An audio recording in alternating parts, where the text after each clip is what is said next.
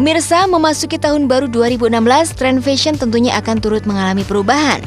Para selebriti akan berlomba-lomba untuk menjadi trendsetter, bahkan ingin menginspirasi para fans dan followersnya dalam hal berbusana.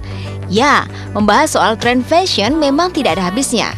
Tak heran jika para selebriti terus mengembangkan style masing-masing. Lalu seperti apakah tren fashion tahun 2016? Ditemui di sela kesibukannya, desainer Barli Asmara mencoba memprediksi apa yang akan terjadi tahun ini. Kita sekarang ngomong 2016. Kalau kita mundur ke belakang 2015, 2014, 2013 dan ke belakang juga. Sebenarnya tren itu tetap semua item-itemnya tetap sama gitu. Cuman mungkin pengembangannya kelihatan lebih modernisasi aja, lebih modern gitu. Nah, kalau misalnya saya sebagai desainer, sebagai praktisi fashion, saya melihat di 2016 kita bahas mengenai soal motif gitu ya. Kita motif dulu. Motif itu ada yang motif abstrak. Satu, yang kedua motif stripes. Yang ketiga motif floral. Yang keempat ada yang motif mozaik ya. Terus ada yang motif porselen. Terus ada yang motif polkadot juga ada. Terus motif seperti kayak pop art juga ada. Terus motif retro vintage juga ada. Nah, jadi itu yang akan jadi 2016 itu untuk motif. Tentu saja prediksi ini masih bisa berubah sesuai dengan selera dan gaya masing-masing selebriti. Motif dan warna bisa dipadu-padankan sesuai dengan karakter masing-masing orang.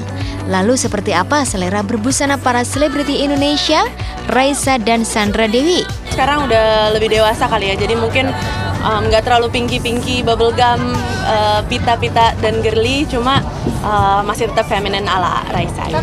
Kalau aku sih lebih ke gold sama silver ya, karena aku suka gold sama silver kayak aku pakai sekarang juga. Ini sebenarnya 2016 sih, ini tren ini desainer lokal, tapi tren kesini itu memang pas aku terima semua baju dari desainer lokal, itu semua warnanya gold, silver sampai jadi aku bilang aku beli tas silver aja deh sama sepatu silver deh untuk akhir tahun, karena semua baju yang aku dapat dari desainer yang kerja sama aku itu semuanya warna gold.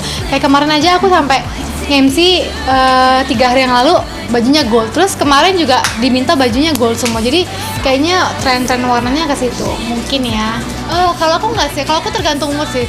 Kalau aku jujur aku lebih suka desainer lokal daripada desainer luar. Jadi kalau lokal menurutku harganya lebih terjangkau, lebih bisa kita pakai juga, lebih cocok sama orang Indonesia juga. Kalau luar bagus, cuma banyak yang seksi-seksi ya, jadi nggak kepake semua.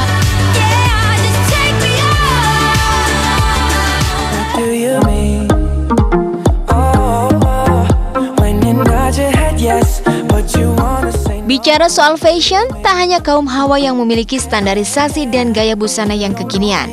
Kaum Adam pun seolah tak mau kalah. Mereka diprediksi akan memiliki gaya tersendiri di tahun 2016. Laki-laki bisa yang lebih retro, bisa yang androgyny, bisa yang lebih funky, bisa yang lebih hip hop. Kalau Rasya sendiri ini lebih ngincernya yang high end. Iya, pokoknya agak-agak ke generasinya Justin Bieber, kan memang Justin Bieber sama gua kan deket-deketan. Aduh, kalau Raisa, Sandra Dewi itu mau pakai gold, silver, pink atau apa, itu kayaknya nggak masalah. Nah, kalau saya kira-kira cocoknya warna udah cocok warna ungu kayak gini, ibu janda ya?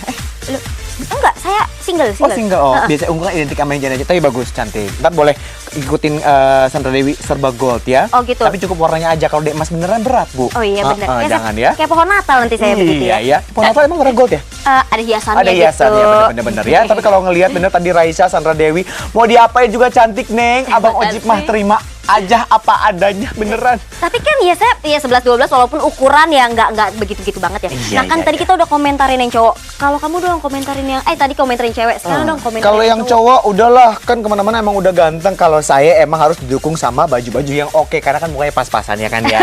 Aduh apalah, kalau memang ngikutin trending memang nggak akan ada habisnya. Nah, sama seperti yang satu ini juga, kalau kita ngikutin kegiatan dokter yang satu ini, Dokter Tompi, ini lagi hot-hotnya ngejalanin hobi baru nih. Apa tuh?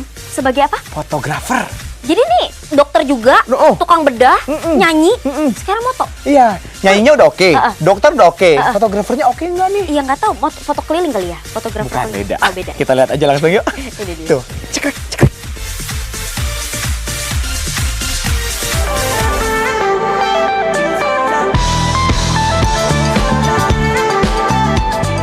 Tompi, ya siapa yang tak kenal dengan pria yang satu ini? Di balik profesinya yang serius sebagai seorang dokter bedah plastik, pria yang memiliki nama asli Teuku Adi Fitrian ini ternyata memiliki sejumlah hobi yang menarik untuk disimak. Salah satunya adalah sebagai seorang fotografer. Ya, hobinya sebagai seorang fotografer analog memang belum lama ia jalani. Namun ketekunannya menjalani sebuah hobi, Tompi patut diacungi jempol. Dan beberapa waktu lalu kami mendapat kesempatan untuk melihat bagaimana Tompi menjalani profesi barunya tersebut. Jadi sore hari ini kita lagi ada foto session sama Maruli Tampu Bolon. Konsepnya sih portrait ya, dan saya kebetulan karena memang saya penggemar kamera analog, jadi yang saya pakai sini memang kamera film semua. Semua pakai film 4x5. Ada juga ntar beberapa shoot yang saya pakai Hasselblad. So, stick around, kita lihat jadinya seperti apa. Dalam menjalani hobinya, tak sedikit kocek yang dikeluarkan pria berdarah Aceh ini. Bahkan Tompi rela menggelontorkan uang ratusan juta rupiah hanya untuk menyalurkan hobi terpendamnya tersebut. Hasilnya pun tak tanggung-tanggung. Sejumlah musisi pun pernah bekerja sama dengannya. Salah satunya yang saat ini ia garap adalah Maruli Tampu Bolon. Coba kita lihat bagaimana Tompi bekerja. Profesional bukan? Buat dia yang pertama, saya sebenarnya gue motret kalau dibilang hobi ya hobi. Motret itu terus mulai sejak beberapa tahun yang lalu lah. Ada beberapa teman-teman yang gue fotoin buat cover, bantuin ngerjain video klip. Oh, kalau foto sih ini kan portrait sebenarnya. Sebenarnya kalau ditanya kenapa menggunakan kamera ini, karena saya senangnya kamera ini. Yang bikin saya senang sama ketiga kamera ini adalah ibarat makanan, ini ada rasanya gitu. Diakui Tompi, seni berfoto itu tidak jauh berbeda dengan profesinya sebagai seorang dokter bedah, di mana harus dijalaninya dengan menggunakan rasa. Bila tidak, mungkin hasilnya akan fatal. Bahkan dalam memilih kliennya, Tompi pun tak tanggung-tanggung. Dia akan menolak bila tidak sinergi dengan dirinya. Basicnya sih fun, jadi kliennya juga gue milih. Kalau gue nggak feeling, nggak sehati, gue nggak kerjain. Karena memang pada dasarnya filosofi gue motor tuh agak beda mungkin dengan kebanyakan orang di market ya. Gue bercita-cita gitu. Walaupun belum tentu selalu kejadian, tapi gue bercita-cita pengen bikin gambar yang baik gitu. Jadi bukan mempotret seseorang itu supaya kelihatan lebih ganteng dari aslinya atau lebih cakep dari aslinya. Ya mungkin sama yang dia rasain gitu. Waktu saya megang pisau bedah, ya semua udah kita lupain.